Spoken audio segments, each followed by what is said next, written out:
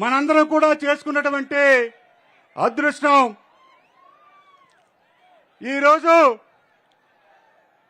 పాలకొండ నియోజకవర్గంలో ఈ వైసీపీ ప్రభుత్వ పాలనలో పాలకొండ నియోజకవర్గం వెనుకబడటంలో రెండు కుటుంబాల కారణం. ఒకటి, మీరందరూ పిలుచుకునే బాబు పాలవలస విక్రాంత్, అలాగే మన స్థానిక శాసనసభ్యురాలు కళావతి, వీరిద్దరూ కూడా ఈ నియోజకవర్గాన్ని అభివృద్ధి చేయటం మర్చిపోయారు. అభివృద్ధి చేయక వెనుకబడిన నియోజకవర్గంగా తయారు చేసినటువంటి ఘనత కూడా వారిద్దరికే దక్కుతుంది.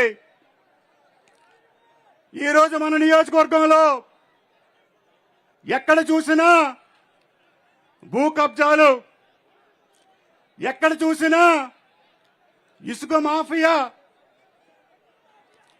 ఈరోజు ఊర్లో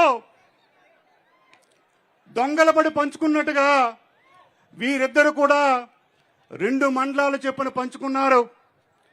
ఒకరేమో వీరఘట్టం పాలకొండ మండలాన్ని చూస్తారట, ఇంకొకరేమో భామిని సీతంపేట మండలాన్ని చూస్తారట. ఎందుకంటే ఈ మండలంలో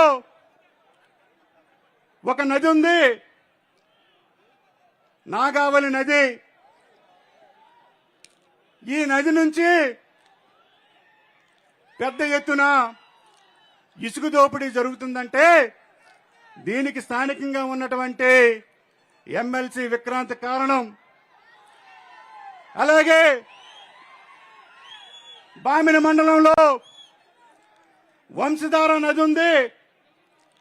ఆ వంశధార నదిలో పెద్ద ఎత్తున ఇసుక దోపిడీ జరుగుతోంది. ఈ ఇసుక దోపిడీలో మన స్థానిక శాసనసభ్యురాలు పిహెచ్డి పట్టా అందుకున్నారు. ఎక్కడ చూసినా అవినీతి, ఎక్కడ చూసినా అక్రమాలు. ఈరోజు బత్తీల నుంచి సీతంపేట వరకు ఉన్నటువంటి ఏవైతే ర్యాంప్స్ ఉన్నాయో ఆ ర్యాంపుల నుంచి భారీ ఎత్తున ఇసుక దోచుకున్నటువంటి పరిస్థితి. అలాగా ఈరోజు మన నాగావళి నదిలో ఇక్కడ ఉన్నటువంటి స్థానిక శాసనసభ్యులు ఇసుక దోపిడీని చెప్పాలంటే వర్ణనాతీతం. అలాగే భూదందా. మరి ఒకరేమో పాలకొండ మున్సిపాలిటీలో మరి విలువైనటువంటి కోట్లు విలువ చేసే స్థలాలను కూడా ఈరోజు ఎమ్మెల్సీ విక్రాంత్ కబ్జా చేస్తున్నారంటే ఒక్కసారి ప్రజలారా, కార్యకర్తలారా అందరూ కూడా ఆలోచించండి. అలాగే స్థానిక శాసనసభ్యులు కళావతి, ఈవిడేమో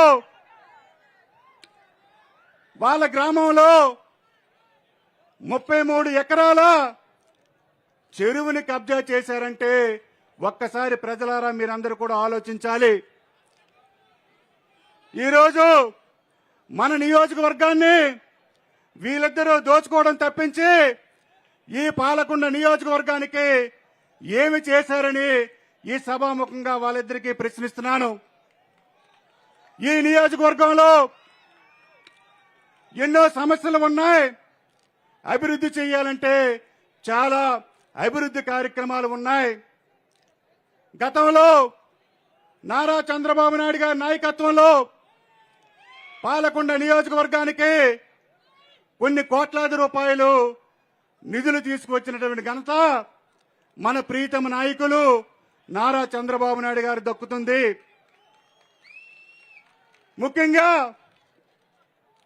తోటపల్లి ఎడమ కాలువ ఆ రోజు పాలకొండ నుంచి మేమందరం కూడా పెద్ద ఎత్తున మరి పెద్దలు మన గౌరవ ముఖ్యమంత్రి గారిని ఆ రోజు మేమందరము కలిసి